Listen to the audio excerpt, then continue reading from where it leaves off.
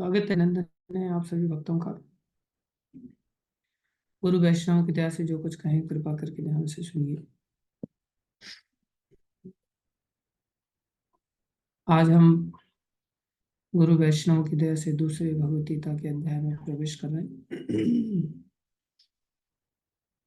पहले अध्याय में हमने देखा कि किस प्रकार से अर्जुन युद्ध के लिए तत्पर थे, लेकिन जैसे उन्होंने परिवारी जनों को देखा, देखते ही मोहग्रस्त हो गए। और जो मोह की दशा थी, उस दशा को अन्य अनेकों श्लोकों में वर्णित किया गया। उसी दशा को आरंभ करते हुए यहाँ पहले श्लोक में संजय बता रहे हैं। हम तथा कृपयाविष्टम अश्रुपूर्णाकुलेक्षणं विषीदन्तम् इदं वाक्यम उवाच मधुसूदन। मधुसूदन भगवान श्री कृष्ण से उन्होंने ये शब्द कहे। भगवान ने उनको देख करके भगवान ने ये शब्द कहे। क्या देखा भगवान ने? करुणा से अभिभूत। जैसे हमने बताया था, 4 कारणों को बताया था अर्जुन युद्ध नहीं लड़ना चाहते। सबसे पहला कारण आया था दया। उनके हृदय में दया उमड़ी है। दूसरा कारण था सुख, अर्थात वो सोच रहे थे कि जब बांटने वाला ही कोई नहीं बचेगा इस सुख को, इस संपत्ति को, तो हम कैसे सुख का अनुभव कर पाएंगे। सुख तो बांटने से प्राप्त होता है। तीसरा कारण बताया था कि इन सब लोगों को, जिसमें गुरु द्रोण है, पितामह भीष्म है, परिवारी जन है, इन सबको मारने से तो बहुत बड़ा पाप लगेगा, मुझे नरक में जाना पड़ेगा। और चौथा कारण बताया था कि जो कुल धर्म है, जो वर्णाश्रम धर्म है, जिसके चलते समाज में धीरे धीरे प्रगति होती है, कुल धर्म ही नष्ट हो जाएगा। जब राजा नियंत्रक रूप में नहीं रहेंगे, इतने सारे क्षत्रिय मारे जाएंगे, तो उनका क्या स्थिति होगी? कौन उनके ऊपर शासन करेगा? भय बिन प्रीत न होत गोसाई। शुरुआत में तो भय ही लगता है। एक बच्चे को भी अगर हम पढ़ाई में लगाना चाहते हैं, तो शुरुआत में उसको आंखें दिखानी पड़ती है, थप्पड़ लगाना पड़ता है, डंडा लगाना पड़ता है, ये सब करना पड़ता है, भय दिखाना पड़ता है। बाद में उसको कीमत पता चल जाती है तो फिर वो स्वयं पढ़ता है, लेकिन जब तक कीमत नहीं पता चलती तब तक भय बड़ा आवश्यक है। इसलिए शासन बड़ा आवश्यक है।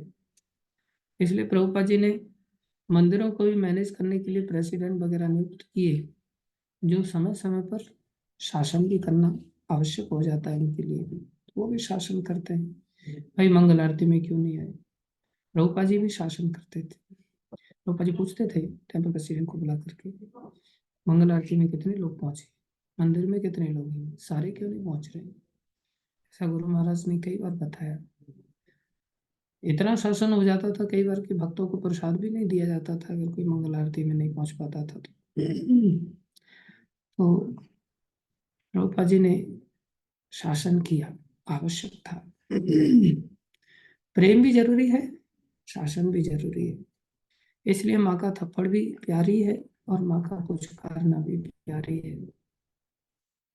तो इन 4 कारणों से उन्होंने अपनी स्थिति को व्यक्त किया कि उनको समाज के उत्थान के बारे में सोचते थे। आजकल की राजनीति की स्थिति अलग है। आजकल की राजनीति प्रजातंत्र के अंतर्गत चलती है, जिसे लोकतंत्र भी कहते हैं, प्रजातंत्र भी कहते हैं।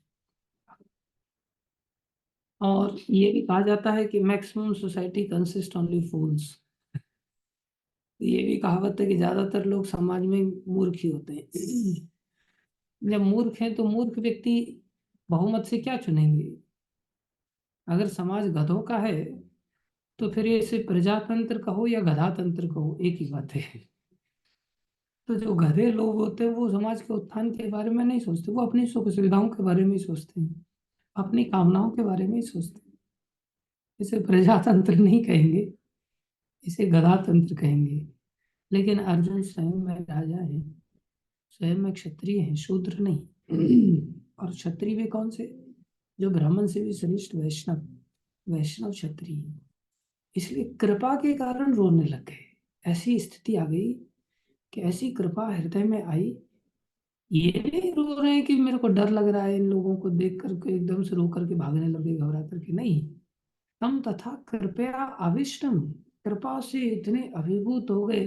देखो कैसी अज्ञानता है संसार में लोगों के अंदर। जो मरने जा रहे हैं वास्तव में वो नहीं रो रहे हैं, वो हा ही करते हुए अपने जीवन को आगे लेकर के जा रहे हैं, या युद्ध के लिए सामने खड़े हैं और बड़ी ललकार मार रहे हैं जैसे कि सारे युद्ध को वही लोग जीत लेंगे। एक वैष्णव तथ्यों को जानता है, इसलिए अर्जुन को रोना आ रहा है। और वो लोग सोच रहे हैं देखो अर्जुन बीच में आकर के कहीं संधि के लिए तो नहीं आ रहा है। दुर्योधन कह रहा है देखो आचार्य द्रोण, आपका शिष्य अर्जुन, गांडीवधारी अर्जुन, इसने अग्निदेव से गांडीव प्राप्त किया है। जो दुनिया का सर्वश्रेष्ठ धनुर्धर अर्जुन, जिसको आपने इतना बड़ा योद्धा बनाया है, देखो तो सही संधि करने के लिए बीच में रथ को लेकर के आए। ऐसा कारण नहीं था, कारण तो केवल और केवल कृपा थी। बहुत सारे लोग कृपा को समझ नहीं पाते। ऐसे वैष्णव जन गुरुजन हम लोगों के ऊपर कृपा करते हैं, हमारे लिए चिंता करते हैं, हमको लगता है इनको हमसे जरूर कोई स्वार्थ होगा। अपने मतलब के लिए आदमी रोता है, गिड़गिड़ाता है, कुछ करवाता है, ऐसा नहीं है। हमारे ऊपर दया करने के लिए वो चिंता करते हैं, हमारे ऊपर दया करने के लिए कई बार वो रोते भी हैं। लेकिन हम मूर्ख लोग पहचान नहीं पाते इस कृपा की अवस्था को। एक भक्त की अवस्था को भक्त ही जान सकता है, हर व्यक्ति नहीं जान सकता। तो जब भगवान श्री कृष्ण ने देखा कि आंखों से अश्रु बह रहे, करुणा से व्याप्त हैं, शोक युक्त हो गए, अर्जुन को उन्होंने फिर ये शब्द कहे। ये भगवत गीता की शुरुआत उसी दूसरे अध्याय में उसी शोक की अवस्था से होती है जो पहले अध्याय में हमने छोड़ा था। और भगवान ने दूसरा श्लोक में, यहाँ से भगवान का वचन आरंभ होते हैं। बोलो कृष्ण कन्हैया लाल की जय। भगवान श्री कृष्ण भी यहाँ से अपनी कृपा करते हुए हम सभी के ऊपर वचन आरंभ करते हैं। और भगवान क्या कहते हैं, छी धिक्कार है तुम्हारे हृदय में ऐसी गंदगी कहाँ से आ गई। श्री भगवान उवाच कुतस्त्वकस्मलम इदम विषमे समुपस्थितम अनार्यजुष्टम अस्वर्ग्यम अकीर्तिकरम अर्जुन। दूसरे श्लोक में भगवान ने डांट लगा दी। अब कोई तो सोचेगा मैं इतना करुणा कर रहा हूँ, मेरी आंखों से रो रहा है, तो व्यक्ति ने कहना चाहिए अरे वाह बेटा, तू कितना करुणा वाला है, इतना करुणाशील है, चलो जाओ हम नहीं मारते इन लोगों को, छोड़ देते हैं। नहीं, भगवान कह रहे हैं एक भक्त को मात्र रोते ही नहीं आना चाहिए भाई, भक्त को शासन करने के लिए धनुष बाण भी उठाते आना चाहिए। और उठाते ही नहीं, डांट फटकारी नहीं, सामने वाले व्यक्ति को धुलाई नहीं, मारते भी आना चाहिए, जान से भी मारना जरूरी होता है। केवल वैष्णव का मतलब ये नहीं कि केवल माला ही घुमा करके आदमी माला ही जपता रहे, आवश्यकता के अनुसार उसको शासन भी करते आना चाहिए। कैसा शासन, ऐसा दंड भी देते आए जिसमें कि मृत्यु भी सम्मिलित है। ये नहीं कि दयालु हैं साहब इसलिए मृत्यु कैसे दें, नहीं, हमने पहले ही कहा था भक्त इतना कोमल होता है कि उसकी कोमलता की भी कोई सीमा नहीं है, और एक भक्त इतना कठोर होता है कि उसकी कठोरता की भी कोई सीमा नहीं, वज्र से भी ज्यादा कठोर हो जाता है। तभी तो व्यक्ति सामने वाले व्यक्ति को मृत्यु दंड दे पाएगा। लक्ष्य क्या होना चाहिए, आत्मा का उत्थान। भक्त ये भी जानता है मेरे मारने से तो मर थोड़ी जाएगा ये हमेशा के लिए, क्योंकि इस संसार में तो हम सब जानते हैं जो भक्ति मार्ग में आने वाले हैं कि हम आत्मा है। आत्मा से एक प्रकार से शरीर को छीन लिया गया है, क्योंकि ये शरीर आतताई बन करके और ज्यादा पाप कर्म करता है, इसलिए भक्त ऐसा दंड देता है। वो भी एक प्रकार की बहुत बड़ी दया है कि जिससे पाप कर्म करने से व्यक्ति बच जाता है। तो उस दृष्टिकोण से भक्त ऐसा कर पाता है। तो भगवान ने क्या किया, बोले अनार्य, तुम तो जीवन की कीमत को जानते ही नहीं। सारी धरती के राजा, और उनको कहा जा रहा है तुम जीवन की कीमत को जानते हो, तुम तो अनार्य हो, अस्वर्ग की ओर जाने की तैयारियां कर रहे हो। अकीर्ति, तुम्हें सब थू थू करेंगे भाई, तुम्हारा कोई यश नहीं फैलने वाला है, तुम्हारा मात्र अपयश फैलेगा। अर्जुन को जब भगवान ने इस प्रकार से वचन कहे, और इतना ही नहीं, देखो एक क्षत्रिय का अपमान अगर कोई करता है तो क्षत्रिय को इतना बुरा लगता है कि सामने वाले व्यक्ति की जान ले लेता है सीधा। लेकिन यहाँ भगवान ने कितना बड़ा गाली दिया, क्लैब्यम स्मगम पार्थ न एतत्त्वयुपपद्यते क्षुद्रम हृदय दौर्बल्यम त्यक्तोत्तिष्ठ परंतप। उठो, त्यक्तोत्तिष्ठ, त्याग दो किस चीज को? हृदय दुर्बलता को। हृदय दौर्बल्यम, कैसी हृदय की दुर्बलता तुम्हारी? क्षुद्रम, ऊपर से लग रही है करुणा, वास्तव में करुणा थी भी, लेकिन भगवान की नजर में ये करुणा नहीं है, ये हृदय की दुर्बलता है। हम एक बार उधमपुर में गए थे, शुरुआत में, काफी साल हो गए।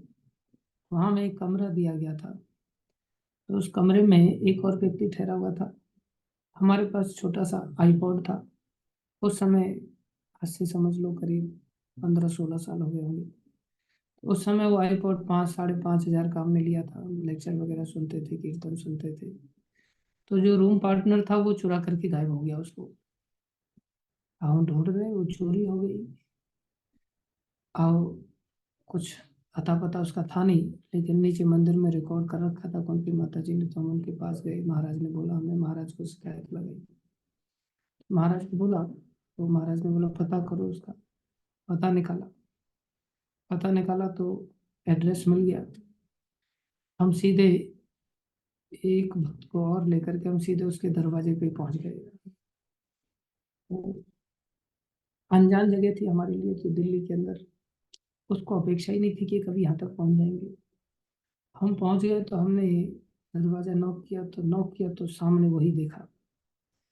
तो सामने उसने देखा तो देखते ही वो बेचारा पीला पड़ गया, वो समझ गया कि यहाँ पर ये किस लिए पहुंचे हैं। दरवाजा खोल करके अंदर लेकर के गया। जिस कमरे में ले जा रहा था उसी कमरे में उसने चार्जर में लगा रखा था उसको, आईपॉड को चार्ज करने के लिए। तो दरवाजा खोलते ही हाथ मारा उसने, हाथ मार करके वो चार्जर लगा हुआ आईपॉड उसने अपने पॉकेट में डाला। लेकिन उसकी जो नेक बेल्ट थी वो बाहर लटकी रही उसकी पॉकेट से। मैंने नेक बेल्ट पकड़ करके खींच लिया उसका, पोल खुल गई बेचारे का, लेना पड़ा। फिर मेरी ओर देखता रहा, मतलब पहले तो इसको मेरे को दे, फिर हम बैठते हैं। फिर बैठे, फिर उसकी माँ ने नाश्ता पकौड़े पकौड़े बनाए। फिर हमने पकौड़े पकौड़े खाए, वहीं उसके घर पर नहाए धोए। फिर उसको बुलाया। बुला करके फिर उसको जोर से 4-5 थप्पड़ अच्छे खासे लगाए, नाश्ता पानी करने के बाद। अब फिर मैंने एफआईआर करने के लिए वाला कॉल करूंगा। अब इतनी देर में उसकी माँ पछाड़ खा करके एकदम से रो करके मूर्छित हो गई। मैं बोला ऐसी शिक्षा देते हो आप?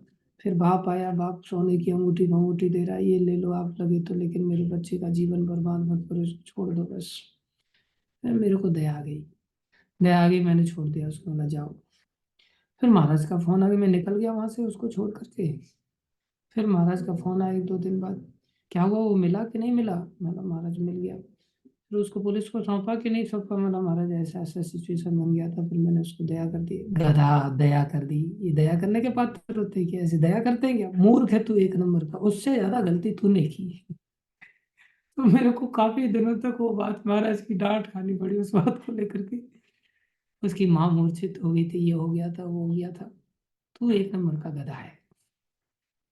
दया, ये दया के पात्र, ये दया ऐसे की जाती है क्या? दया जीवन में, किसी ने कोई गलत काम किया, वो पता नहीं आगे चल करके न जाने कितने लोगों की चोरी करेगा। उसी समय उसको पुलिस में हत्थे चढ़ जाता तो डंडे पड़ते तो उसको अकल में, वाला महाराज डंडे तो मैंने लगाए थे उसको। लेकिन कितने डंडे लगाएगा तू? कितनी ताकत है? 2-4 थप्पड़ मार दिए बस तूने। थोड़ा उसको पता चलना चाहिए था। तो ऐसे ही यहाँ पर मैं देख रहा हूँ कि प्रभुपाद जी की तरह ही, गुरु महाराज की तरह ही यहाँ पर भगवान ने ऐसा डांटा, सीधा हिजड़ा बोल दिया, क्लीव बोल दिया। अर्जुन को इतना बड़ा अपमान करना एक प्रकार से कितनी बड़ी बात है। ऐसा शब्द, क्लीव। क्लीव माने हिजड़ा, तुम्हारे अंदर तो ताकत ही नहीं। क्लैब्य मां स्मगम पार्थ, हे पार्थ, तुम तो पार्थ हो। तुम ऐसी क्लीवता को मत प्राप्त हो जाओ। न एतत् तो उपपद्यते, ये तुम्हें शोभा नहीं देता। क्षुद्रम हृदय दौर्बल्यम, ये दया प्या कुछ नहीं है, हृदय की दुर्बलता है। त्यक्तोत्तिष्ठ, इसका त्याग दो। तुम्हें हृदय रोग लग गया है, ये बड़ा भयानक रोग है। इसके पश्चात अर्जुन कहते, कथम भीष्म अर्जुन उवाच। जब किसी को ऐसा बोला जाए तो भैया बुरा तो सबको ही लगता है। अर्जुन ने भी तरीके से बोला। भगवान ने सीधा तो नहीं बोला, थोड़ा इनडायरेक्टली बोला। भगवान ने कहा क्लेब्य माँ स्म गम, क्लीवता को मत जाओ, मतलब अभी तुम हिजड़े हो ऐसा नहीं बोला, हिजड़े मत बनो ऐसा बोला। इनडायरेक्टली वही बोल दिया। तो भगवान को भी उन्होंने अलग शब्दावली में, भगवान को भी कथम भीष्मम संख्ये द्रोणम च मधुसूदन, आपका नाम भी तो मधुसूदन है, आप गुरुसूदन तो है नहीं, आप सांदीपनी सूदन तो है नहीं, आपने भी तो मधु को ही मारा है, गुरु जी को थोड़ी मारा। मैं कैसे पितामह भीष्म और द्रोणाचार्य इशुभ प्रत्युत्स्यामि, हालांकि ये युद्ध की इच्छा से एकत्रित हुए हैं, पूजा रहा। अरे ये तो पूजा के योग्य है। अरिसूदन, आप तो अरिसूदन है, शत्रुओं को मारने वाले, ये शत्रु थोड़े, ये तो पूजा के योग्य है। अर्जुन कहे शत्रुहंता है मधुसूदन, शत्रुहंता का अर्थ ही यह है कि आपने शत्रुओं को मारा है, गुरुओं को नहीं मारा। मैं युद्धभूमि में किस तरह भीष्म का द्रोण जैसे पूजनीय व्यक्तियों को उलट कर बाण चलाऊंगा, ऐसे मेरे लिए कैसे संभव होगा। गुरु न हत्वा हि महान भावान श्रेयो भोक्तुम भैक्षम अपि लोके हत्वार्थ कामांस्तु गुरु निहैव भुंजीय भोगान रुधिर प्रदिग्धान। अरे आखिर में ये है तो गुरु ही ना, गुरुजनों को कैसे मारा जा सकता है, चाहे वो लोग मारने के लिए अपनी कामनाओं की पूर्ति के लिए तैयार हैं, लेकिन मुझे तो समझ होनी चाहिए। इसलिए मैं अगर इनको मार करके भोग भोगूंगा तो खून से सना हुआ भोग होगा, मेरे लिए ऐसी बस की बात नहीं है। यहाँ एक वैष्णवता झलक रही है अर्जुन की। और क्या कह रहे हैं, न च न च तद्विद्मः कतरन्नो गरियो यद वा जयेम यदि वा नो जयेयु यानेव हत्वा न जीवी जिजीव शाम ते अवस्थिता प्रमुखे धार्तराष्ट्रा। हम यह भी नहीं जानते कि हमारे लिए क्या श्रेष्ठ है। देखो, यहाँ से अब समस्या, कंफ्यूजन अपना शो कर रहे हैं अर्जुन। हम यह भी नहीं जानते हमारे लिए क्या श्रेष्ठ है, उनको जीतना या उनके द्वारा जीता जाना। यदि हम धृतराष्ट्र के पुत्रों का वध कर देते हैं तो हमें जीवित रहने की आवश्यकता नहीं है, फिर भी वे युद्ध भूमि में हमारे समक्ष खड़े हैं। फायदा किस चीज में ये भी तो नहीं पता, श्रेय किस चीज में ये भी नहीं पता। इसलिए क्या करना है क्या नहीं करना है, मैं पूरी तरह से कंफ्यूज हूँ। मेरे अंदर ये दोष आ गया, ये सबसे बड़ी समस्या 7वें श्लोक में उन्होंने आखिर में शरणागति के रूप में प्रकट की। कार्पण्य दोषोपहत स्वभाव, हे कृष्ण मेरे अंदर दोष आ गया है, मेरे मन की बहुत बड़ी कमजोरी आ गई है, कार्पण्यता। पृच्छामि त्वाम धर्म सम्मूढ़ चेता, मैं धर्म से ही कंफ्यूज हो गया हूँ, क्या सही है क्या गलत है, लड़ूं नहीं लड़ूं कुछ समझ नहीं आ रहा है। यश श्रेयस्याद निश्चितम ब्रूहि तन्मे शिष्यस्ते हम साधे माम त्वाम प्रपन्नम, मैं आपके शरणागत होता हूँ, मेरे लिए जो श्रेयस करे वो कृपा करके आप हमें बताइए। देखो, इस दूसरे अध्याय में विशेष रूप से भगवान ने, यहाँ से जब बोलना चालू करेंगे आगे, पहले तो भगवान ने बोला थोड़ा सा, उसके बाद भगवान ने एक प्रकार से डांटा, और डांटने के पश्चात भगवान चुप हो गए। फिर अर्जुन बोल रहे हैं इन बातों को, और अर्जुन यहाँ शरणागति ले रहे हैं। ये शरणागति अर्जुन की सिखाती है कि अर्जुन कोई साधारण व्यक्ति नहीं, दुनिया के सर्वश्रेष्ठ व्यक्ति थे एक प्रकार से। वो अर्जुन की दशा यहाँ व्यक्त कर रहे हैं कि ऐसी कठिनाइयाँ जनरली हम सभी कठिनाइयों में आते हैं, ऐसा कोई व्यक्ति नहीं जो जीवन में अपनी कभी जीवन में कठिनाइयों से ना गुजरे। हो सकता है अभी तक किसी के जीवन में ना ही हो, लेकिन आगे नहीं आएंगी ऐसा कोई क्लेम नहीं कर सकता। और जब हमारे जीवन में कठिनाइयां आती हैं तो हमारे जीवन में केवल दो ऑप्शंस होते हैं। पहला ऑप्शन होता है बस बहुत हो गया, अब मेरे बस की बात नहीं है सब चीजों को सहन करने की, अब सब खत्म, या तो मार दूंगा या मर जाऊंगा। ज्यादातर हम लोग ऐसा मन में ऑप्शन आता है कि नहीं आता है, प्राय ये ऑप्शन आता है सबके जीवन में, अब खत्म, अब नहीं, अब सर से पानी ऊपर चला गया, अब कुछ नहीं हो सकता, सीधा कुछ नहीं हो सकता। दूसरा ऑप्शन होता है, क्योंकि आदमी सोचता है मैं तो सर्वश्रेष्ठ बुद्धिमान, मुझसे बढ़कर तो कोई इंटेलिजेंट है ही नहीं, जब मैं इस चीज को सॉल्व आउट नहीं कर पा रहा हूँ, सॉल्यूशन नहीं निकाल पा रहा हूँ, तो दूसरा तो कोई दे ही नहीं सकता जीवन में। इसलिए या तो सामने वाला सुधर जाए, नहीं तो फिर मेरे लिए आत्महत्या से बढ़कर और कोई दूसरा रास्ता नहीं। अगर मैं मार नहीं सकता सुधार नहीं सकता तो मैं तो सुधरा हुआ हूँ ही पहले से, मेरे को तो किसी शिक्षा की आवश्यकता है ही नहीं। इसलिए या तो सुधर जाए ठीक है, नहीं सुधरता तो मार डालो, नहीं मरता तो खुद मर जाओ। ये हर रिश्ते में, हर परिस्थिति में, नौकरी चाकरी में, सर्वत्र ऐसी सिचुएशन, ये पहला ऑप्शन होता है। दूसरा ऑप्शन होता है जब हम अपने आप को ऐसा समझते हैं कि अरे बाबा, हमारे बस की बात नहीं इस सिचुएशन को हैंडल करने की, चलो एक काम करते हैं, अपने गुरुजनों का, वरिष्ठ लोगों का, बुद्धिमान लोगों का थोड़ी सहायता लेते हैं, उनकी शरणागति लेते हैं, उनसे प्रश्न करते हैं। और किसी से नहीं अगर ले पा रहे हैं, संकोच हो रहा है, तो कोई नहीं, भगवान से ही सहायता ले लेते हैं, क्या जाता है। गुरु महाराज कहते हैं ना, जो तू न कर सका वो भगवान करेगा, तेरी सारी मुश्किलें वो आसान करेगा। लेकिन ये दिमाग में कभी बैठा ही नहीं है ना, उसको तो लगता है मैं ही भगवान हूँ, मुझसे बढ़कर तो कोई और है नहीं, मुझे किसी की शरणागति जाने की जरूरत नहीं। जैसे हम अर्जुन से भी महान है, इसलिए दूसरे ऑप्शन को तो हम कभी स्वीकार करते ही नहीं, जबकि दूसरा ऑप्शन भी है ये। अर्जुन ने इस दूसरे ऑप्शन को ऑप्ट किया, और उन्होंने क्या किया, भगवान श्री कृष्ण की शरणागति ले ली। ये ध्यान देने वाली बात है। कोई कितना भी बड़ा आदमी क्यों न हो, वो हर एंगल से बड़े हैं। उनका नाम धनंजय भी है। हम सोचे हम तो बहुत धनवान है, अमीर है, हमारी इतनी बड़ी कोठी है, बंगला है, हम तो वृंदावन गार्डन में कॉलोनी बने, कॉलोनी बड़ी अच्छी बनी हुई है अमृतसर में, उसके अंदर हमारे तो बड़ी बड़ी कोठियां हैं, हम तो अमेरिका में रहते हैं, हम तो दुबई में रहते हैं, हमें इन सब चीज़ों में किसी की सहायता लेने की जरूरत नहीं है, हमसे बढ़कर और कोई है ही नहीं। नहीं, अर्जुन ने अपने आचरण से हम सब लोगों को शिक्षा दे रहे हैं कि हमें परिस्थितिवश हमेशा ही सहायता लेना सीखना चाहिए, आश्रय लेना सीखना चाहिए, अपने आप को, अपनी बुद्धि को बहुत महान नहीं समझ लेना चाहिए। और अर्जुन ने ये प्रस्ताव दिया, भगवान के चरणों में अपनी गलती को स्वीकार किया, बहस तो किया, ऐसा नहीं है कि बहस नहीं करना चाहिए, उन्होंने अपनी ओर से तर्क दिए। तर्क भी साधारण नहीं थे, लॉजिकल तर्क थे, गुरु परंपरा से मैंने सुना है ऐसा भी तर्क दिया, प्रामाणिक तर्क तर्क दिया, हमारे तर्क भी बेहूदे होते। उन्होंने बड़े सुंदर सुंदर तर्क दिए। तर्क देने के पश्चात भी अपने दोष को भी स्वीकारे। क्या कह रहे हैं, कार्पण्य दोष हो स्पष्ट का, ये नहीं हम बहस कर लेते मेरे को आपको ही पराजित करना है, नहीं, इंटरनली हमें समझना चाहिए कि सिचुएशन काफी क्रिटिकल है भाई, हमें थोड़ा विनम्रता का परिचय देना चाहिए, बहस से काम नहीं चलेगा। उन्होंने दोष को स्वीकारा, कार्पण्य दोषो स्वभाव प्रच्छाम्य त्वाम धर्म सम्मूढ़ चेता, ये धर्म भी कंफ्यूजन पैदा कर देता है। यश्रे श्या निश्चितम ब्रूहि तन्मे शिष्यस्ते हम साधि माम त्वं प्रपन्नम। अर्थात यह श्रेय, यहाँ श्रेय शब्द बड़ा आवश्यक है, इसको हमें थोड़ा सा आज समझने की चेष्टा करनी है। कृपा करके सब लोग इस पर थोड़ा सा फोकस्ड होकर के सुनने की चेष्टा करो। यह श्रेय, दो चीजें होती हैं, श्रेय और प्रेय। श्रेय उसको कहते हैं जिससे हमारा भला होने वाला है लॉन्ग रन पर। प्रेय उसको कहते हैं जो लॉन्ग रन पर नहीं, तुरंत हमें अच्छा लग रहा है।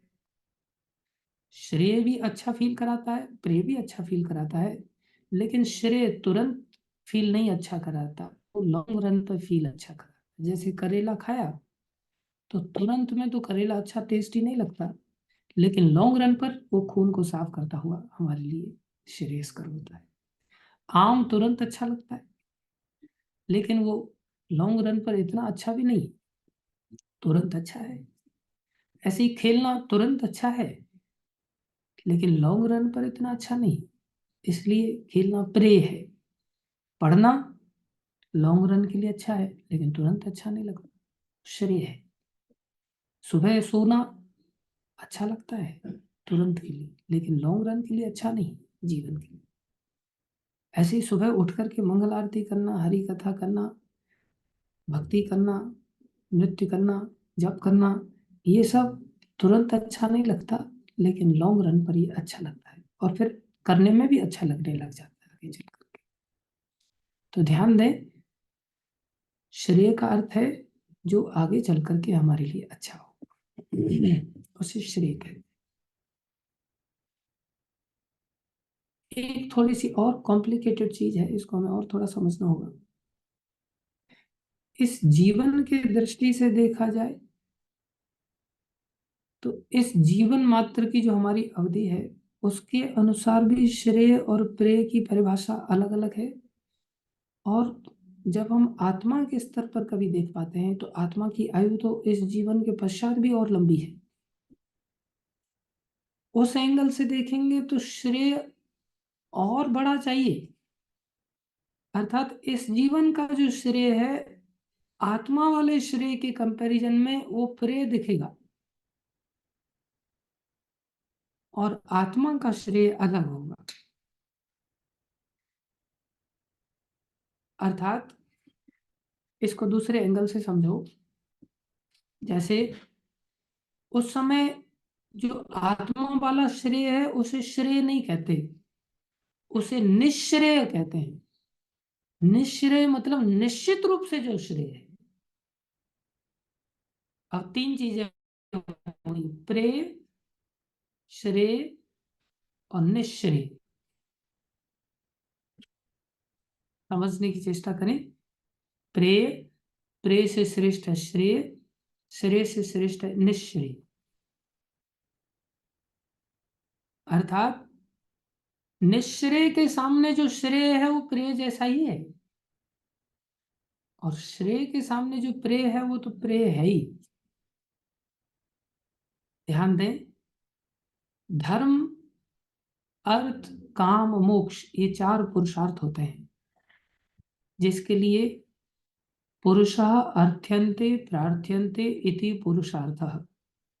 अर्थात पुरुष अर्थात जीव मात्र जिसकी कामना करते हुए अर्थ्यंत चाहता है, प्रार्थना करता है, कामना करता है उस चीज को पाने के लिए, जिसको पुरुष ने अर्थ्यंते मतलब मीनिंगफुल समझा है, उसके लिए वो प्रार्थना करता है, उसको पुरुषार्थ कहते हैं। ऐसे पुरुषार्थ चार हैं।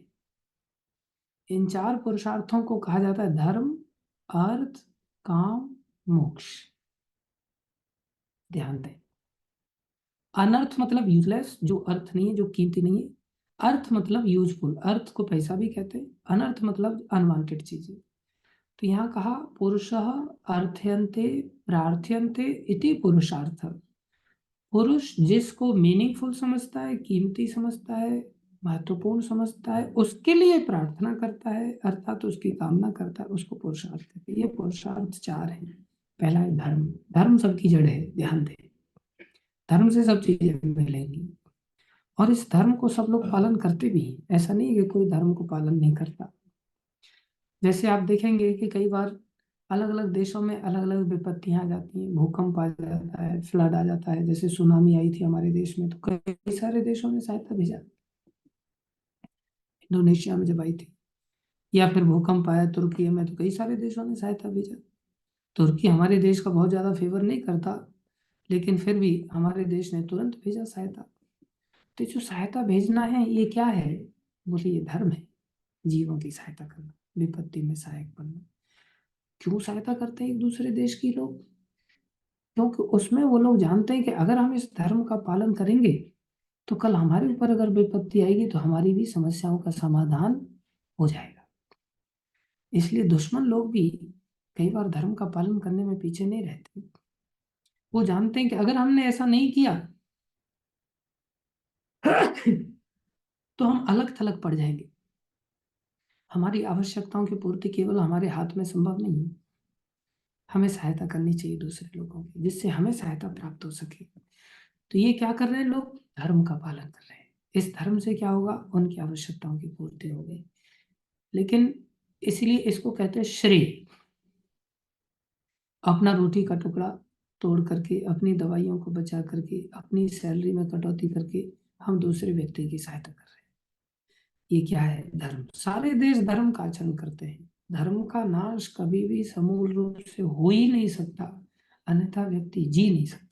संसारी लोगों को इस स्तर का धर्म पता है, लेकिन संसारी लोगों को भगवान की आराधना वाला धर्म नहीं पता है। भगवान की आराधना वाला धर्म कैसा है? बोले वो श्रेय नहीं, वो निश्रेय देने वाला है। ये श्रेय तो इस जीवन काल के लिए हमें काम आएगा। हमारा लॉन्ग रन होते होते भी ज्यादा से ज्यादा इस जीवन काल तक जाएगा, इस धर्म का पालन करने मात्र से। लेकिन जो आत्मा की आयु है वो तो अनंत है।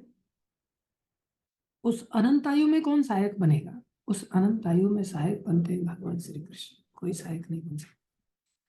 उस सहायता को भगवान देते हैं, कब देते हैं? जब कोई व्यक्ति भागवत धर्म को अपनाता है। इसलिए वो जो धर्म है भागवत धर्म, वो संसारी धर्म से श्रेष्ठ है। इसलिए भगवान गीता में कह रहे हैं सर्व धर्मान परित्यज्य। लास्ट में गीता में भगवान ने उपदेश दिया, मेरी शरणागति वाला जो धर्म है ना, वो निश्रेय देने वाला है। और अर्जुन यहाँ प्रश्न कर रहे हैं, आप मेरे को ये बताओ कि श्रेय होता क्या है? मुझे पता ही नहीं मेरे लिए श्रेयस्कर क्या है, मेरे लिए कल्याणकारी क्या है, मेरे लिए लाभकारी क्या है। हम लोग तो कभी प्रश्न ही नहीं करते, अपनी बुद्धि से ही समझ लेते मेरे लिए ये लाभकारी है, ये हानिकारक है। जैसे मुर्गे को कोई कोई अगर मान लो कोई व्यक्ति मुर्गा पाल रहा हो और मुर्गे को उसने बाहर चोगने के लिए छोड़ दिया हो और दूसरा पड़ोसी उसको पत्थर मारे, तो मुर्गा क्या सोचेगा? मेरे लिए श्रेयस्कर है जो मेरे को पालन कर रहा है उसके घर में घुसना, और दौड़ के उसके घर में घुस जाएगा। लेकिन थोड़ा ठंडे दिमाग से विचार करें कि जो मुर्गा पाल रहा है वो क्या उसको बचाने के लिए पाल रहा है? वो या तो मारने वाले को बेचेगा या वो खुद मार के खाएगा उसको। उसको निश्चित रूप से केवल और केवल मारने के लिए ही पालना है। दूसरा व्यक्ति हो सकता है छोड़ भी दे, पत्थर से हो सकता है बच भी जाए, लेकिन मुर्गा पालने वाला उसको कभी नहीं छोड़ने वाला है। लेकिन मुर्गे की बुद्धि में क्या श्रेय है? बोले पास जाओ उसके और उसकी शरण ले लो बस। और कई बार वो इतना लालन पालन कर लेता है वो कि उसको बुलाते ही वो मुर्गा आ भी जाता है और मुर्गे को आसानी से पकड़ करके उसको दबोच देता है, वो राम नाम सत्य हो जाता है। हम ऐसे ही अपनी बुद्धि से समझते हैं, हमारे लिए मुर्गा बुद्धि कहते हैं इसको, या बकर बुद्धि कहते हैं, जो बकरी की तरह हमारी बुद्धि की बस हरी घास खाओ और दूसरे लोग लटक गए कट कट के, हमारा नंबर तो आने वाला है ही नहीं, हमारे लिए तो मालिक हरी घास डालता है।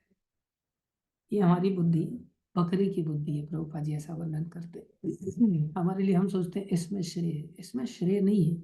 श्रेय तो वास्तव में भगवान की आराधना में है। और ये कोई भी कर सकता है, जरूरी नहीं कि बड़े लोगों के पास ऐसी बुद्धि होगी छोटे बच्चों के पास नहीं होगी, नहीं। बड़े लोग बड़ी संगति संसार की कर चुके होते हैं, इसलिए उनकी बुद्धि बिल्कुल बकर बुद्धि मुर्गा बुद्धि बन जाती है। वो लोग श्रेय को पकड़ देख करके भी नहीं जीवन जी पाते। कई बार छोटे बच्चे उनसे आगे निकल जाते हैं। ऐसा घटना घटित हुआ था नचिकेता के साथ।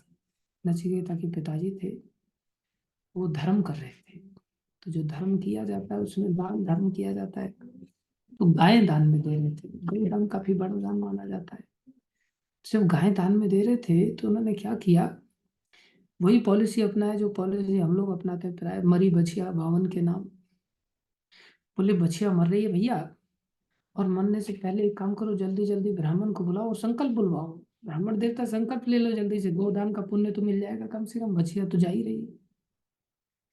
और कुछ मेरे जैसे मूर्ख ब्राह्मण भी होते हैं जो क्या करते हैं, मरी बछिया को भी दान में ले लेते, दे दो भैया, दे दो, चलो संकल्प कर ले। बोले ऐसे कैसे ले लेते हैं, लेने वाला मरी बछिया को कैसे ले रहा है? बोले इसलिए ले रहा है क्योंकि उसने सोचा है कि मैं इसको चमार को दे दूंगा, मर जाएगी तो। चमार क्या करेगा, इसका चमार चमड़ी निकाल देगा, चमड़ी निकाल करके वो मेरे को कुछ तो पैसा देगा चमड़ी के बदले। चमार भी ले रहा है क्योंकि उसको चमड़ी मिल रही है। तो ये लोभी ब्राह्मण के लक्षण है।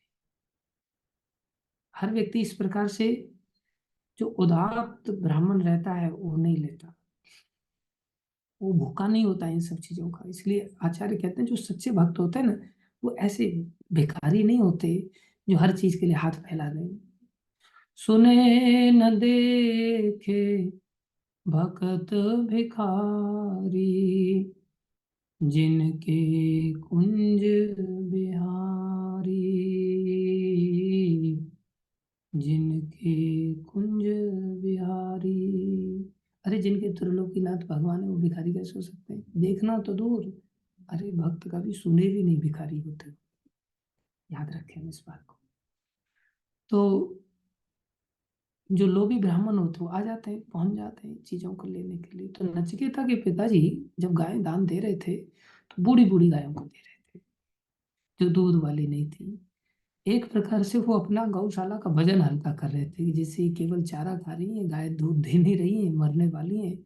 और ब्राह्मण लोग भी ऐसे पहुंच गए जिन्होंने आगे चल करके उनको चमारों को बेचना था, एक बार चमड़ी निकालने वालों को बेचना था, तो लेके जा रहे थे। जो नचिकेता बालक था उसको अच्छा नहीं लगा। वो क्या किया, वो बार बार पिताजी को ले जा करके अच्छी वाली गाय दे करके लेके जाता, क्योंकि वो समझ रहा था कि पिताजी मेरी आसक्ति में नई नई अच्छी अच्छी गाय बचा रहे हैं और बूढ़ी गायों को दान दे रहे हैं। हर आदमी अपनी सिक्योरिटी का ध्यान करते हुए दान देता है ना। आजकल के बच्चे तो देने ही नहीं देते। नचिकेता तो ऐसा था कि वो समझ गया पिताजी मेरी आसक्ति में ऐसा कर रहे, तो खुद ही अपने आप हाथ से खोल के लेके जाता और पिताजी के पास पहुंच, पिताजी ये वाली गाय दान में दे दो। पिताजी बोले, "ए, मूर्ख, चल बांध गया उधर।" पिताजी ने एकदम डांट लगा दिया। बेचारा लौट करके बांधने के लिए चला गया। इतनी देर में दूसरी अच्छी गाय खोल करके लेके आ गई। पिताजी को बड़ा गुस्सा आया। पिताजी बोले, गधा,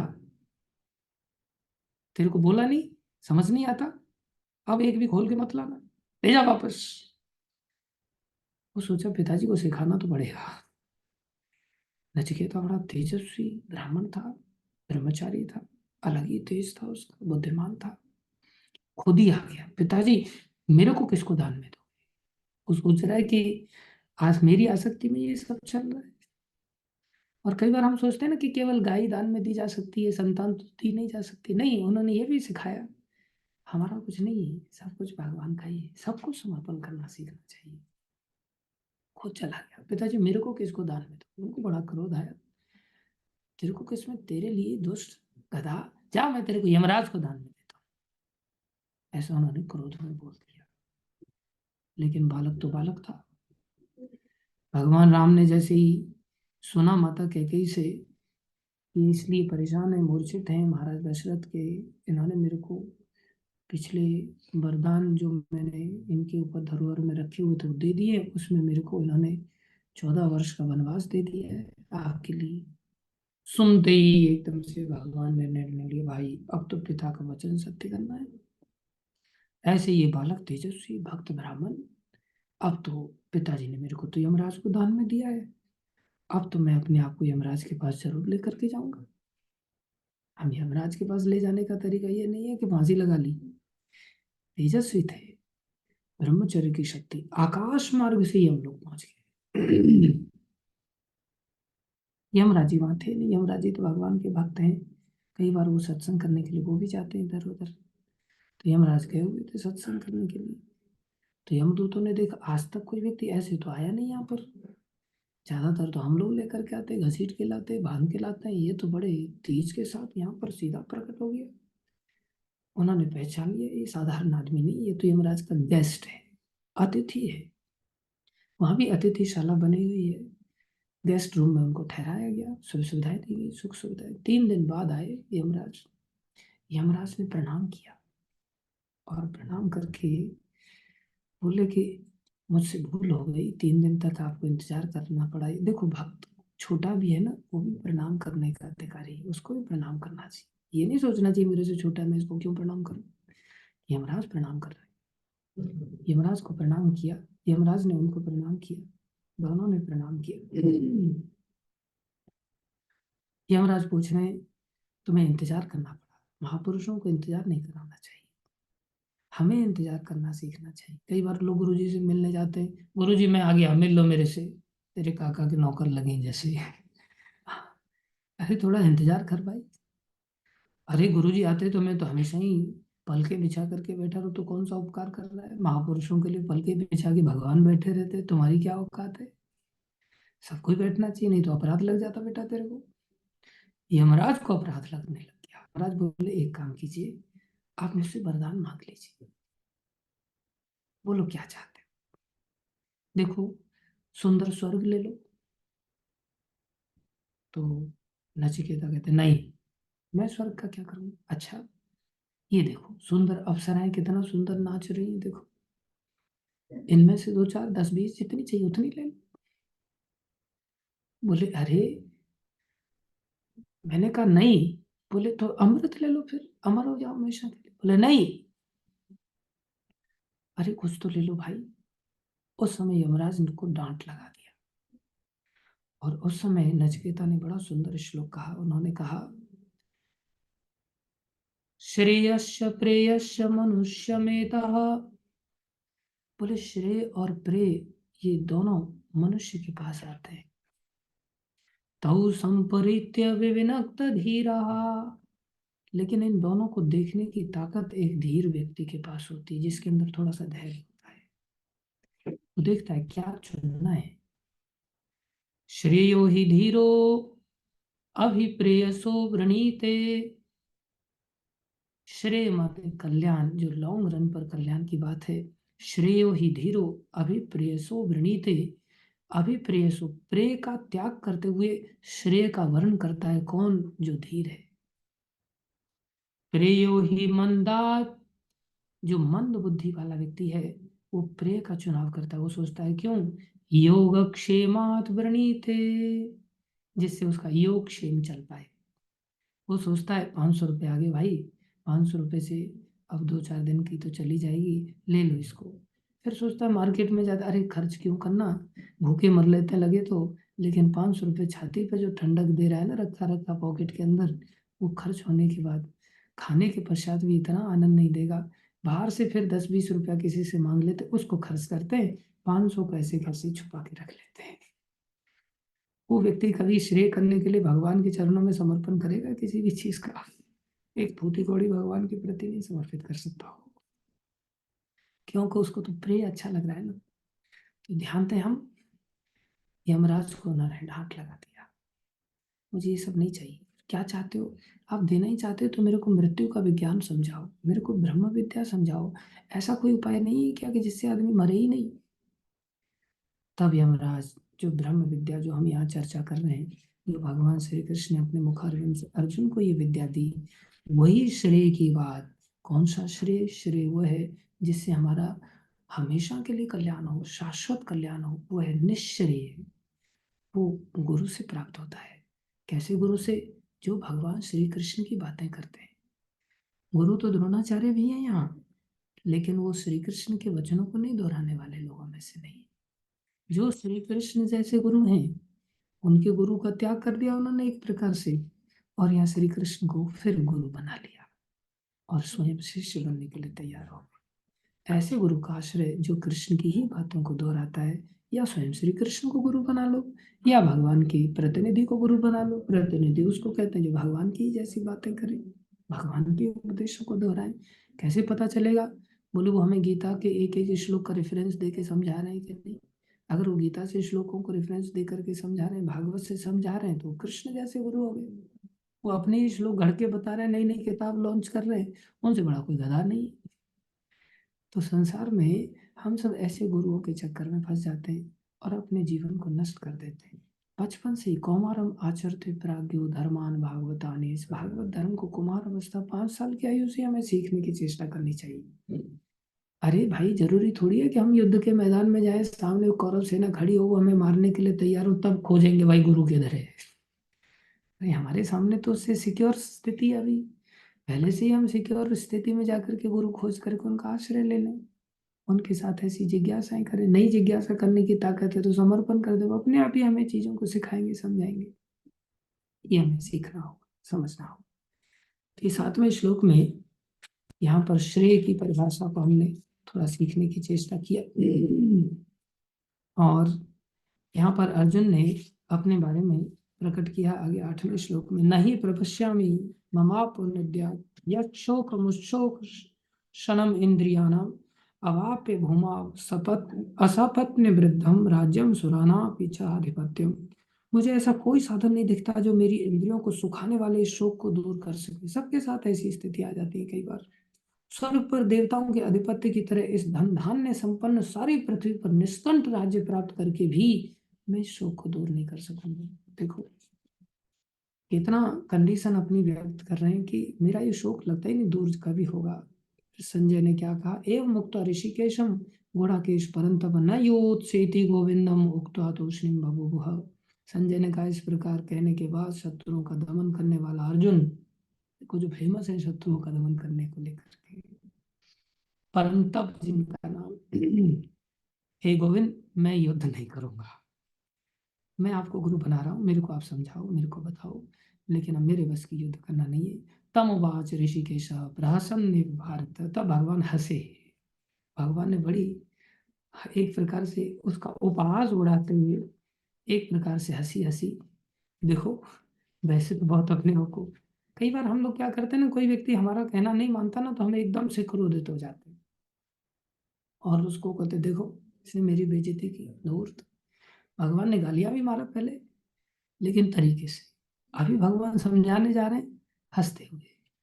एक गुरु का ये योग्य, एक गुरु के पद पर जो आसीन है उनका ये कर्तव्य है, बड़ों के पद पर जो आसीन है उनका ये कर्तव्य है, छोटे लोगों को बड़े प्यार से हंसते हुए समझाने की चेष्टा करें। भगवान हंसे। तम उवाच ऋषिकेश प्रहसन, हंसे ही नहीं, बहुत जोर से हंसे। प्रकृष्ट रूपेण हसन्ने, चारों तरफ से भगवान बड़ा खिलखिला करके हंसे। सेने और उभयोर मध्य विषीदंतम इदम वच, जो सेना के बीच में जो विषाद अवस्था को प्राप्त हो गए, शोक अवस्था का अर्जुन प्राप्त हो गए, उनको उन्होंने ये वचन कहे। यहाँ से भगवान अभी 11वें श्लोक से वचन आरंभ करते हैं। तो इस दूसरे अध्याय का नाम है गीता का सार। इसमें सारा का सारा जो गीता 18 अध्याय के अंतर्गत बता रहे हैं भगवान, उसको सबको नट शेल में भगवान ने दे दिया है, जिसमें मात्र 3 बातों को एक्सप्लेन किया है। एक बात एक्सप्लेन की है जिसको कहते हैं भक्ति का मूल क्या है, आध्यात्मिकता का मूल क्या है। दूसरा, उस आध्यात्मिक जीवन को जीना कैसे चाहिए। और तीसरा, जो जी रहा है उसके लक्षण कौन कौन से होते हैं। अर्थात ज्ञान का मूल क्या है। दूसरा, उसको जिया कैसे जाए, क्रियाएं कौन सी हैं। तीसरा है उसको जीने वाले व्यक्ति के लक्षण क्या है, उसको फायदा क्या मिलता है। ये 3 बातों को भगवान 11वें श्लोक से लेकर के 72वें श्लोक तक एक्सप्लेन करेंगे। तो इन 3 बातों को हम कल के दिन सीखने की चेष्टा करेंगे। बोले फिर क्या गीता समाप्त हो जाएगी, बोले नहीं, गीता समाप्त नहीं होगी। भगवान इन्हीं बातों को अन्य अध्यायों में और विस्तार से खोल करके समझाएंगे, और फिर हमें चेष्टा करेंगे कि हम जैसे मूर्ख भी उन बातों को अच्छी तरह से समझ जाए। अर्जुन कृपा करके अन्य अनेक भी प्रश्न करेंगे। तो इस प्रकार से आज हमने सीखा कि हमारा विशेष रूप से श्रेय क्या होता है। हमें अपनी आपको बहुत ज़्यादा समाज में दयालुता दिखाने की आवश्यकता नहीं है, क्रोध होकर के अपने आप को बड़ा दिखाने की आवश्यकता नहीं। जो पराया हम करते हैं लेकिन होते 1 नंबर के मूर्ख हैं। हमारा इतना भी महानता क्यों न हो, हमें गुरु के रूप में भगवान श्री कृष्ण और उनके पवित्र ही आश्रय लेना चाहिए।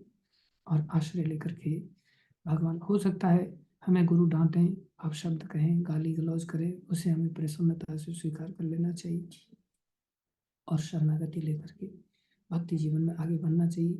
हमको ऐसा लगता है संसारी सुखों से हम सुखी हो जाएंगे, लेकिन अर्जुन ने इस बात को साफ इनकार कर दिया। बोले बिना किसी कांटे के, जबकि तो स्वर्ग के राजा को भी कांटा रहता है कि कहीं कोई चढ़ाई न कर दे, बिना किसी कांटे के भी अगर मेरे को स्वर्ग की संपत्ति भी मिल जाए तो भी मेरा ये शोक दूर होने वाला नहीं है। हम सभी ऐसे शोक से जरूर प्रभावित होंगे। हमारे जीवन में निश्चित रूप से कोई ना कोई शोक हमें आकर के अवश्य घेरेगा। इसलिए हमारे शोकों का अंत, जब अर्जुन के शोक का अंत किसी भी स्थिति से नहीं दिखाई दे रहा था, तो हमारे शोकों का अंत धन दौलत आदि से कैसे हो सकता है। इसलिए ऐसा संभव नहीं है। हमें भगवान के शरणागत होकर के ही इन शोकों का अंत करना होगा। उसके लिए हमें गुरु रूप में भगवान को स्वीकार करना होगा। ये चीज़ हमें अपने जीवन में ध्यान में लानी होगी। तो आप सबका आज धैर्यपूर्वक आप सभी ने श्रवण किया, उसके लिए हम आभारी हैं, धन्यवाद देते हैं। हम आप सभी भक्तों से एक निवेदन करना चाहते हैं। हमारे यहाँ पर देहरादून आदि से कई सारे जुड़े हुए बाकी भक्त लोगों ने सहयोग करके एक चपाती बनाने की मशीन दी थी। यहाँ पर हमारे कुछ गुरुकुल के बच्चे हैं, कुछ भक्त हैं, माताएं हैं, और यहाँ प्रसाद हम लोग बांटने की चेष्टा करते हैं बाहर भी लोगों को, परिक्रमार्थियों को। कई बार परिक्रमार्थी लोग भी यहाँ पर रेगुलरली दिन में प्रसाद पाते रहते हैं। तो उन्होंने चपाती बनाने की मशीन दी थी। वो मशीन से सबके लिए बड़ी अच्छी चपातियाँ बनती हैं, भगवान की विशेष कृपा है। लेकिन यहाँ लाइट की ऐसी समस्या है कि हमने इन्वर्टर भी लाइट के सॉल्यूशन के रूप में लिया, लेकिन वो मशीन 3 फेज से चलती है, इलेक्ट्रिसिटी से चलती है, उसे इन्वर्टर उठा नहीं सकता। ऐसी स्थिति में हम फील कर रहे हैं कि जब हम लाइट चलाते हैं, मशीन को चलाते हैं, 1 घंटे में वो गर्म होती है, जैसे ही गर्म होती है लाइट चली जाती है। फिर ऐसा दुख लगता है कि 1 घंटे की लाइट भी खा गई और ऊपर से चपातियां भी नहीं बन पाई। फिर 2 घंटा 1.5 घंटा इंतजार करना पड़ता है। उसके कारण कई बार भक्तों का प्रसाद लेट हो जाता है तो अच्छा नहीं लगता। हम कोई जनरेटर चाहते हैं जो कि सारे आश्रम के लोड को भी बियर करते हुए मशीनों के लोड को बियर कर सके, जिससे कि ये सेवाएं चलती रहें। इस जनरेटर के बारे में हम आप लोगों से जानकारी चाहते हैं। कोई व्यक्ति जनरेटर की, कोई सेकंड हैंड की, किसी के पास कोई जानकारी हो, आसपास में किसी के ऐसा जनरेटर हो जो यूज में ना हो, उससे भी आप बात कर सकते हैं, जो हमें सस्ते में मिल जाए। नया जनरेटर 6-7 लाख रुपए का हमने पता किया था, वो काफ़ी कॉस्टली पड़ता है, उतनी हमारी सामर्थ्य नहीं है वर्तमान में। भगवान की इच्छा तो वो चाहें तो सब कुछ कर सकते हैं। हम चाहते हैं कोई सेकंड हैंड भी मिल जाए, या कोई नया हो जो कि अच्छी कंडीशन में हो। आपके संपर्क में अगर कोई व्यक्ति ऐसा हो तो आप हमें किसी भी प्लेटफॉर्म पर सूचित करें, जिससे कि हम उस समस्या का समाधान कर सकें। आप अपनी अपनी जगहों पर थोड़ा इस कार्य के लिए भी समय निकाल सकते हैं और सहयोग कर सकते हैं हमारा। धन्यवाद सभी भक्तों का। Thank you. मनोज कुमार जी का एक प्रश्न लेंगे, आज समय बहुत ज़्यादा हो गया है। क्षमा चाहते हैं, मोबाइल की टॉर्च से आज हम क्लास ले रहे हैं, क्योंकि इन्वर्टर भी हमारा डाउन हो गया है। हम लाइट काफ़ी समय से रात भर नहीं रही। Yes Manoj Kumar ji please. हरे कृष्णा प्रभु जी। आवाज के लिए 1 मिनट। यस प्रभु जी, अभी बोलिए। हरे कृष्णा प्रभु जी। हरे कृष्ण। प्रभु जी, मेरा प्रश्न ये था कि जैसे योगेश्वर भगवान श्री कृष्ण एक परम योगी हैं और उन्होंने अर्जुन को बोला कि आप पापियों को मारो, और इन पापियों से मतलब कोई किसी प्रकार का समझौता करने की मतलब जरूरत नहीं। तो प्रभु जी, मैं एक योग का विद्यार्थी हूँ और योग में लिखा गया है कि मैत्री करुणा मुदिता उपेक्षा, मतलब इसमें कहते हैं कि जो पापी व्यक्ति होते हैं उनमें उपेक्षा का भाव। तो मैं ये समझ नहीं पा रहा हूँ कि पापी व्यक्ति को दंड देना चाहिए या उनकी उपेक्षा करनी पापी व्यक्ति को दंड देना चाहिए, उपेक्षा करनी चाहिए? चाहिए।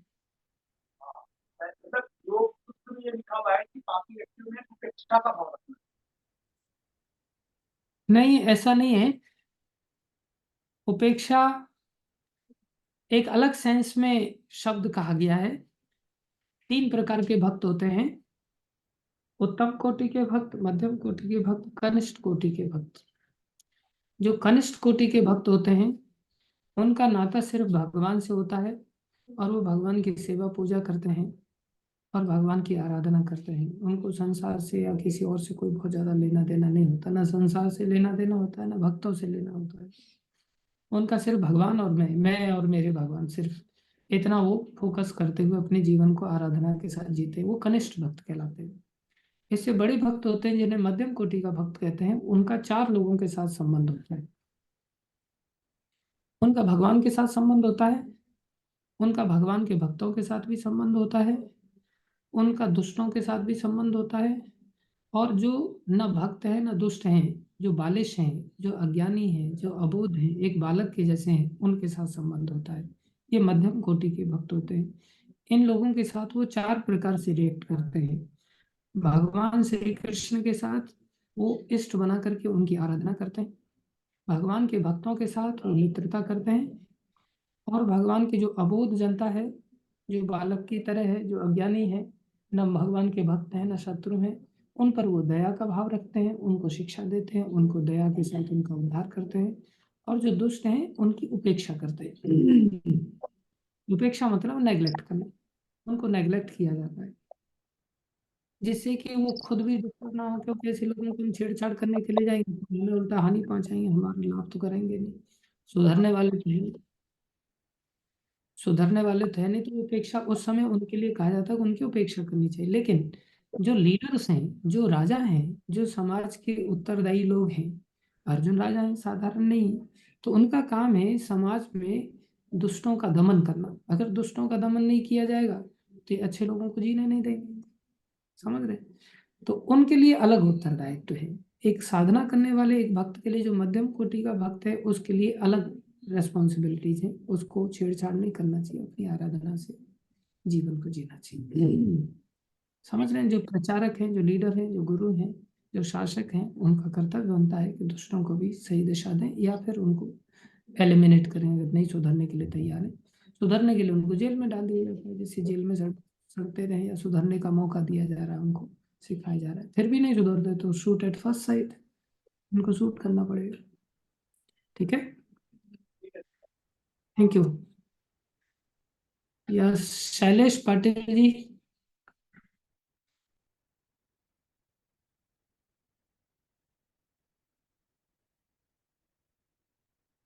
अनम्यूट करो उनको।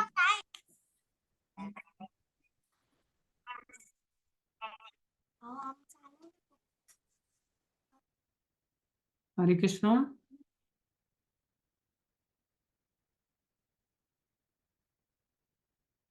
शैलेश पाटिल जी ने हाथ खड़ा किया, कोई प्रश्न है क्या? वैष्णव हरे कृष्ण प्रभु जी, प्रणाम। प्रणाम राम स्वरूप प्लीज। प्रभु जी, मेरा क्वेश्चन रिलेटेड है। एक्चुअली मेरे एक एम्प्लॉई है, तो उनका जो एक 2.5 साल का बेटा है, उसने शरीर छोड़ दिया। तो मेरे को ये क्वेश्चन आया था दिमाग में कि वो जो बच्चा था, मतलब उसके साथ ऐसा जो हुआ, मतलब इसको हम कैसे कंसिडर करें? उसके मतलब पिछले जन्म के जो थे बुरे कर्म थे, या उसके अच्छे कर्म थे कि उसको अभी जैसे जो है, जैसे हम बोलते हैं दुखालयम है, तो दुखालयम में मतलब उसने अपने पुराने कर्म जो भी थे उसका उसको भोगा, वो चला गया, तो इस समय तो कुछ पाप कर नहीं पाया वो। तो ये मतलब उसको किस सेंस में ले, हम उसको कैसे समझे? हमें तो ऐसे ही लेना चाहिए जिससे कि सामने वाला व्यक्ति को एक भक्ति का मौका नहीं मिला, भक्ति करता तो और अच्छा रहता, बड़ा होता, भक्ति करता। मान लो पाप कर्म नहीं कर पाया, लेकिन भक्ति भी तो नहीं कर पाया ना। पाप कर्म से बचना बड़ी बात नहीं है, भक्ति का अभाव बड़ी बात है। भक्ति नहीं करना बड़ी बात है। पापी व्यक्ति पाप से निकल करके अगर भक्ति का मौका प्राप्त कर पाता है तो वो ज्यादा बड़ी बात है। पाप इतनी समस्या नहीं है। पाप अगर कपास की तरह बहुत बड़ा पहाड़ पर व्यक्ति अगर तिल मात्र भी जागृत हो जाए, तो भक्ति से क्या है कि व्यक्ति के पापों का ढेर कपास के ढेर की तरह एक चिंगारी से नष्ट हो जाता है। तो पाप नहीं कर पाए वो बड़ी बात नहीं थी, लेकिन भक्ति का अवसर खो दिया एक प्रकार से। इसलिए हमें रियलाइज करना चाहिए, यहाँ से ये सीखना चाहिए कि जब एक बालक जा सकता है तो हम भी कभी भी जा सकते हैं। हमारे पास कोई लाइसेंस नहीं है, कोई ऐसा परमानेंट वीजा नहीं है यहाँ का। हमें ये देखना चाहिए कि हमारे लिए हम इतने बड़े हो गए बाबा, अभी तक हम गए नहीं, ये भगवान की कितनी बड़ी दया है।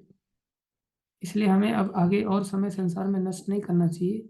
संसार से निकल करके हमें भगवत आश्रय लेकर के, भक्तों का आश्रय लेकर के भगवत भक्ति को बढ़ाना चाहिए। जब 2.5 साल का बच्चा जा सकता है, तो फिर 25 साल का आदमी कैसे नहीं जा सकता? 50 साल का व्यक्ति कैसे नहीं जा सकता? प्रभु जो जी, भी। इसमें ऐसा, प्रभु जी, इसमें ऐसा भी, जैसे मेरे जो माइंड में थॉट आया था कि जैसे कि उसने, अगर हो सकता है कि पिछले जन्म में अपने पुराने जितने भी कर्म थे वो काट लिए थे, मान लीजिए कुछ जो उसका बचा था उतना ही कष्ट भोगा, और अब हो सकता है कि वो भगवान के धाम को जो प्राप्त भी कर हम चुका हो। कैसे भी सोचे, भगवान के धाम को प्राप्त हो गया, अच्छी बात है। तो हमें अपने कर्मों को काटना होगा। बाकी जिसके जैसे भी कर्म है उसको सोचने मात्र से वैसा नहीं बन जाएगा। भगवान स्वयं कहते हैं कि प्रत्येक व्यक्ति के कर्मों की गति बड़ी गहन है, जो हम अपनी स्पेकुलेशन से उसको डिसाइड नहीं कर सकते कि ऐसा ही है। हमें तो सोचना इसलिए पड़ रहा है जिससे कि हम अपने बारे में कुछ शिक्षा लें। बाकी जिसके साथ जो हुआ है वो तो कर्मानुसार हुआ ही है। अब जैसा भी हुआ है वो तो भगवान जानते हैं, भगवान के भक्त जानते हैं। उसके कर्म को खुद वो उतना ही जानता, तो फिर दूसरा व्यक्ति कैसे उसको लेकर के स्पेकुलेट कर सकता है? जो भी है, हमें दूसरे व्यक्ति को सांत्वना देने के लिए यही बोलना चाहिए, जिससे उसको सांत्वना प्राप्त हो और उसको शिक्षा प्राप्त हो। उसके पिता माता को भी शिक्षित करना चाहिए, स्वयं भी शिक्षित होना चाहिए किसी भी घटना से।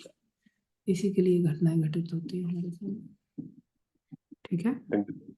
एग्जैक्टली ऐसा ही है। ऐसा ना आप क्लेम कर सकते ना मैं क्लेम कर जी। सकता हूँ, क्लेम नहीं कर सकता। जब क्लेम नहीं कर सकते तो फिर उस चीज को सोच करके फिर निर्णय कैसे ले सकते? हमारे लिए क्या शिक्षा लेने की योग्य है, वो चीज हम सीख सकते हैं। ठीक है, thank you. Thank you. Thank you सभी भक्तों का बहुत बहुत धन्यवाद, प्रणाम सभी को। कल के दिन सभी समय से जुड़िए और भक्ति में आगे बढ़िए। हरे कृष्ण। वांछा कल्पतरुभ्यश्च कृपा सिन्धुभ्यश्च पतितानां पावनेभ्यो वैष्णवेभ्यो नमो नमः। वैष्णव ठाकुर श्रील प्रभुपाद की जय। वैष्णव ठाकुर श्री गुरु महाराज की जय। अनंत कोटि वैष्णव वृंद की जय। आप सब भक्तों की जय। बहुत ज्यादा समय हो जाता है, हम पूरा प्रयास करते हैं जल्दी से जल्दी जो है कम समय में आधा घंटे के अंदर ही क्लास खत्म करें, लेकिन विवशता हो जाती है। कोई नहीं, फिर प्रयास करेंगे। आप सभी आशीर्वाद दीजिए। Hare Krishna. We will end here. Thank you so much. Hari बोल।